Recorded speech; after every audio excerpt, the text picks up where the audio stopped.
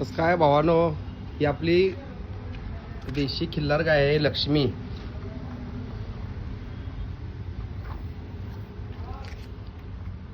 आपलं स्वामी समर्थ मंदिर नागाळा पार्क.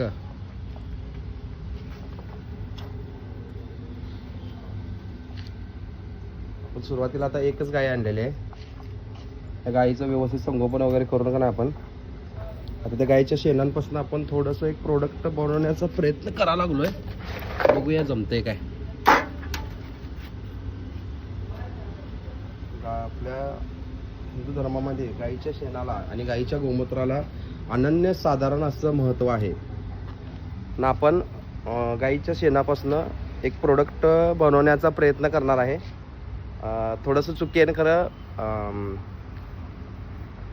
वाकडं तिकडं करीन, खरं करण्याचा प्रयत्न करीन मी. आपण गायीच्या शेणापासून सुगंधी धूप घरात लावण्याकरता सुगंधी धूप आपण तयार करणार आहे. आता थोड्याच वेळात मी तिची सुरुवात करणार आहे. जरा नाश्ता करतो, वैरण घेऊन आलोय. हे माझं घर आहे, माझं हार्डवेअरचं दुकान आहे. परत आपलं हे छोटंसं मंदिर आहे स्वामी समर्थांचं. आज आपण त्याला, हे वडाचं झाड आहे आपले. परत मी बेलाचं झाड सुद्धा लावलेलं आहे. बेलाचं झाड हे धोपेश्वर वरून मी आणून हे बेलाचं झाड लावलेलं आहे. चाफा आहे आपल्याकडं. परत आपल्याकडं औदुंबराचं झाड आहे. हे आपोआप आलेलं झाड आहे, मी लावलेलं नाही.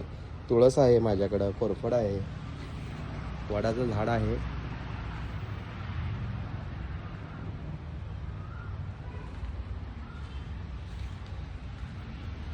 आणि प्रोडक्ट करायला चालू केल्यानंतर मी तो व्हिडिओ पोस्ट करेन. चला ठेवतो. लक्ष्मी.